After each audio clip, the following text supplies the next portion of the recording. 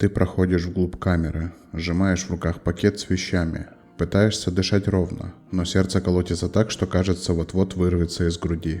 Женщины продолжают смотреть. Кто-то вполголоса перешептывается, кто-то улыбается, но улыбка больше напоминает оскал. Ни слова поддержки, ни намека на помощь, только тишина, напряженная и липкая. Она давит сильнее любого крика. В этот момент ты понимаешь, отсюда назад дороги нет. Ты теперь здесь, и ты одна. Одна среди 40 женщин, которые давно научились выживать за счет других. Но ты еще даже не представляешь, что самое страшное здесь вовсе не камера, не условия и даже не охрана. Самое страшное здесь – это люди вокруг. Они улыбаются и ждут, когда ты дашь слабину. Друзья, если вы уже в шоке от того, что услышали, поставьте лайк под этим видео. Это очень помогает продвижению и дает понять, что вам важна правда, а не красивые мифы. А в комментариях напишите, что по-вашему страшнее, стены тюрьмы или люди внутри нее. Ответы я обязательно читаю. Продолжаем.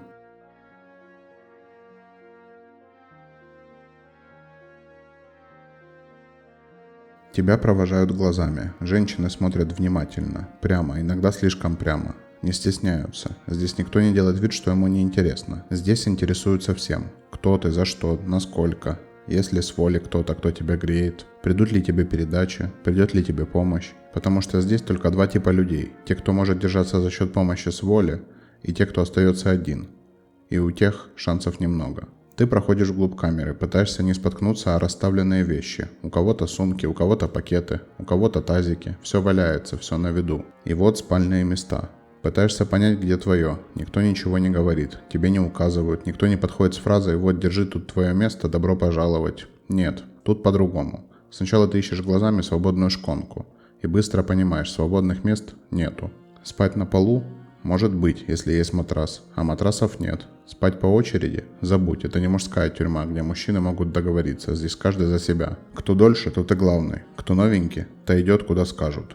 Ты поднимаешь голову вдоль стены полка. Там 4 шконки без второго яруса, на них старосиды. Женщины, которые сидят здесь годами. Иногда 5, иногда больше. У них свои привилегии. Они не полезут на второй ярус. Они не будут ночами слушать лязг тормозов двери, которая грохочет каждый раз, когда ее открывают.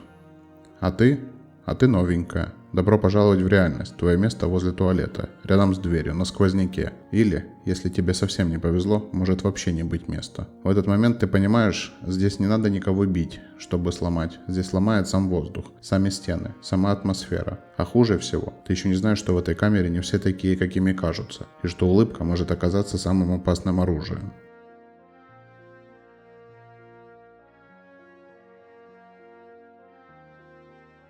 Только сейчас ты начинаешь замечать детали.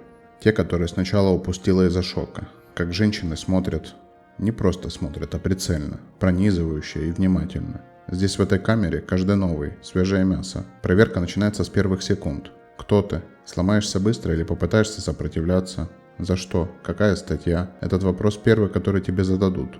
Не для знакомства, не из любопытства, а чтобы понять, кто перед ними. Если ты по экономическим, по бытовухе или по неопасной, то ты одна из. Но если ты по тяжкой, тогда отношение будет другое. Не лучше, не хуже, просто другое. Ты пытаешься ответить, голос дрожит, и вдруг замечаешь, рядом одна из женщин смотрит так, будто оценивает, измеряет тебя не словами, внутри себя, пытается понять, насколько ты сломанная, насколько легко тебя прогнуть. И в этот момент ты еще не знаешь, что, возможно, именно она завтра пойдет в оперативный отдел и расскажет все, что услышала, о чем вы говорили, какие у тебя мысли, какие слабости. Здесь каждый третий стукач, а каждый пятый потенциальный, потому что страх сильнее совести.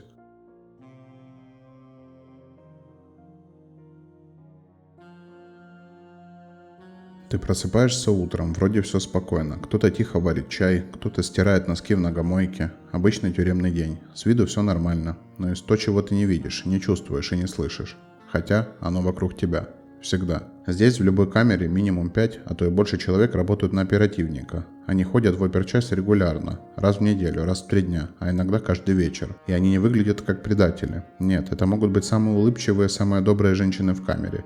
Те, кто нальет тебе чаю, те, кто подскажет, где взять чистое белье, те, кто спросит, ну и за что тебе сюда, сколько дали. Ты думаешь, что это дружелюбие, сочувствие. Ты начинаешь рассказывать, ведь тебе хочется с кем-то поделиться. Ты хочешь, чтобы тебя услышали. Но на самом деле тебя не слушают, тебя сканируют.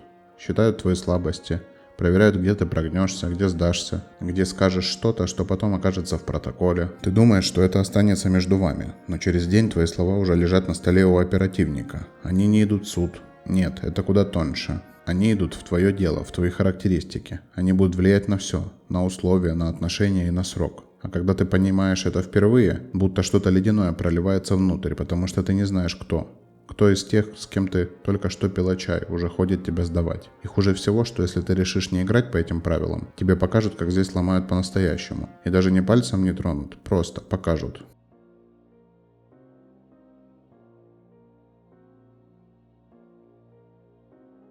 Ты просыпаешься утром и слышишь этот короткий, почти безэмоциональный голос с вещами на выход. Все, это значит, ты пошла. Собирай матрас, пакеты, тазик, все, что у тебя есть. Тебя переводят. Зачем? Причина? Ремонт в камере, распоряжение начальства или так надо.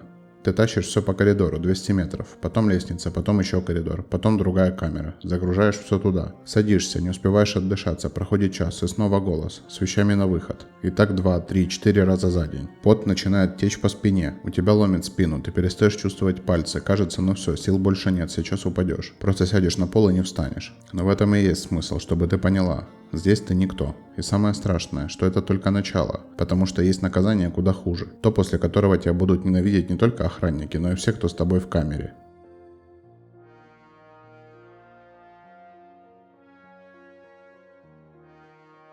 Представь, ты просто открыла рот, попросила что-то, пожаловалась, сказала вслух, что еда тухлая, или что в туалете течет кран. Через 5 минут голос за дверью, с вещами вся камера на выход. Вся 40-я камера, все 42 женщины, с вещами, с матрасами, с пакетами, с тазами, все. Начинается марш по коридорам, с этажа на этаж, снова вниз, снова вверх, один круг, второй, третий.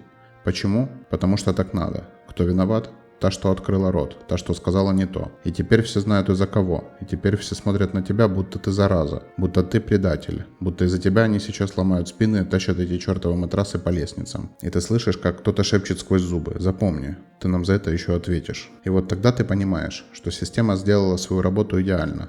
Она больше не нужна. Камера сама превратится для тебя в ад. Но есть еще кое-что страшнее. Что-то, что объясняет, почему здесь никогда не бывает бунтов. Никогда. Ни при каких обстоятельствах.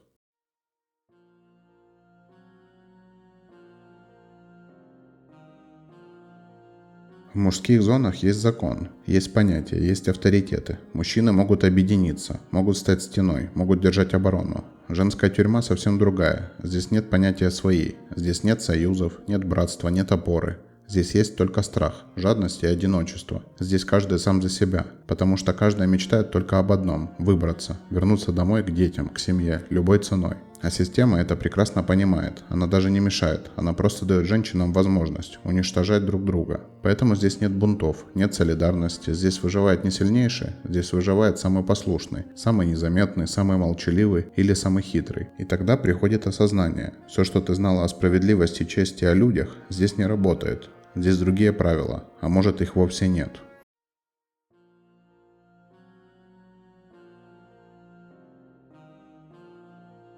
Первый день в женской колонии – это день, который останется с тобой навсегда, потому что именно здесь ты понимаешь, что больше ты не человек, здесь ты просто материал, просто объект или просто функция.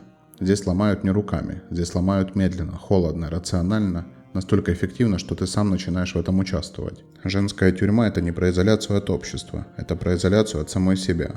Здесь ты забываешь, что такое быть человеком. Но если ты думаешь, что это конец, ты ошибаешься, потому что СИЗО – это только подготовка, это только разогрев. Настоящий ад начинается в колонии. Хотите узнать, что происходит дальше за этими стенами в колонии? Тогда посмотрите мое предыдущее видео. Мир. Спасибо за просмотр. Подписка и лайк – лучшая поддержка этого проекта.